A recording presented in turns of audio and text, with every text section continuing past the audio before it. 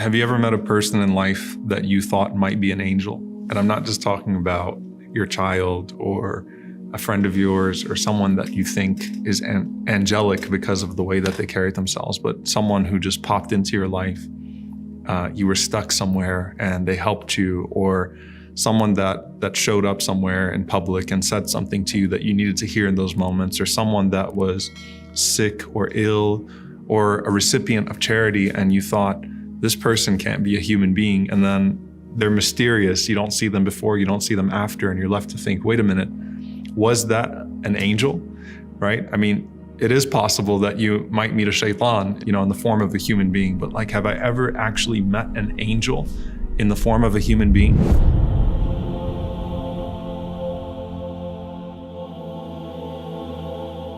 There's a hadith of the Prophet ﷺ where he talks about these three men from Bani Israel. And they were contemporaries, as is made clear in the hadith. And the Prophet ﷺ said there was a bald man, a man who was a leper, and a man who was blind. And an angel went to all three of them and asked them, what is it that you want? What is it that you'd want to change about yourself? And the leper said that I would want to have good skin because the people feel an aversion towards me because of my leprosy. And the angel touches that person and suddenly their skin is cured altogether. So they have full skin again. And the angel says to that person, and what type of property is most beloved to you? And the man says, camels. And so the angel then brings a pregnant she-camel and says, Barakallahu laka fiha, may Allah bless you with that she-camel. And this shows that it's Allah that's going to provide, not the angel. Allah is the one who blesses. And it's also a wisdom in that this person is now going to see this valley of camels come from this one pregnant she-camel to really see the generosity of Allah subhanahu wa ta'ala unfold before their eyes. And so suddenly that person has the skin that they want, the appearance that they want, and they also have the wealth that they want and become a very wealthy person. The angel then goes to someone who is bald and says, what would you like to change about yourself? And the bald man says that I'd love to have good hair, right? I feel like it would beautify me. I feel like it's what's missing in my life. And so the angel touches that man's head, gives them an angelic hair transplant. You can't find that anywhere in the world today. And suddenly that person has a full head of hair. And the angel then says to the man, and what type of property is most beloved to you? And the man says, cows.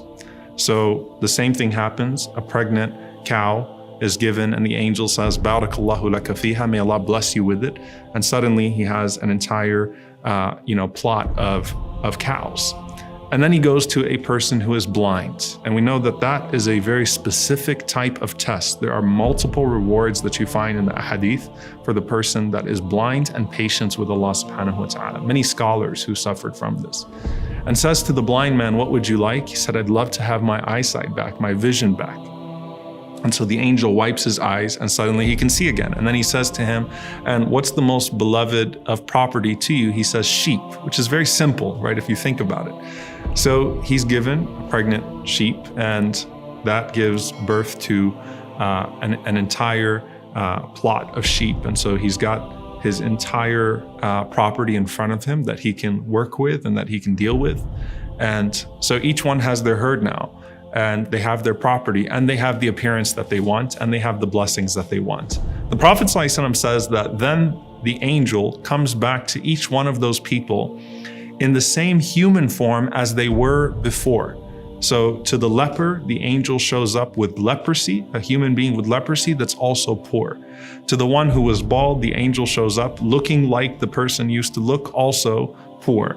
And for the one who was blind, the angel also shows up in the form of a blind man that's also needy. And as that angel shows up to each one of them, the angel asks them for support. The leper and the bald man deny that they used to be poor, and they say that, that I earned this, and they basically shoo the man away. And the angel responds in the form of that man and says, aren't you the person that used to be such and such? Weren't you once in need? And that person denies that they were ever poor in the first place. And so the arrogance has overtaken them and they've forgotten the blessing of Allah subhanahu wa ta'ala. So the angel says back to them, if you are lying, then may Allah subhanahu wa ta'ala return you to what you were before. if you're lying about who you are, and if you are not just denying the blessing that Allah has given you, but not even acknowledging that you once didn't have these things, may Allah return you to what you were. But the blind man passed the test. The Prophet ﷺ said the blind man, as soon as he saw that person in his own form that he used to be, he says to the man, who is of course an angel, go ahead and take from this property whatever you want, for I was once like you and Allah subhanahu wa ta'ala provided for me. So it's all yours. Whatever you want, go ahead and take it. And subhanAllah, the scholars say this is the one out of the three that actually had the most severe predicament, right? But look at his humility, and he says, just go ahead and take it all. I used to be like you, without even being asked. I used to be like you and Allah subhanahu wa ta'ala provided for me. So therefore, I'm providing for you whatever you want from this, because this is all the blessing of Allah subhanahu wa ta'ala. And the angel responds and says, keep your property with you. فَقَدْ رَضِيَ اللَّهُ عَنْكَ وَسَخِطَ عَلَى صَاحِبَيْكَ. Keep your property with you, because verily Allah is pleased with you and angry with your two companions. And so the two companions lost everything that they had and were restored back to their position with the dua of the angel. And that person was able not just to keep the blessing of Allah subhanahu wa ta'ala in this life, but also increased in their station in the hereafter. Now, back to us. The question is then, when I see someone that's in need, am I actually encountering an angel? And I have to be honest, subhanAllah, I remember a few times that I was in a refugee camp and I thought to myself, this can't be a human being that's in front of me. And Allah knows best, right? The reality is you're never actually going to know, right? If you've encountered an angel, that person is not going to reveal themselves and say, I'm actually an angel. But it would defeat the purpose if you were only honoring them because you thought they were an angel. That's actually the moral of the story, that you are to honor the person, the yatim, the orphan, the one that's in need, and remember your own vulnerability, and you never know who Allah subhanahu wa ta'ala actually has in front of you at that moment.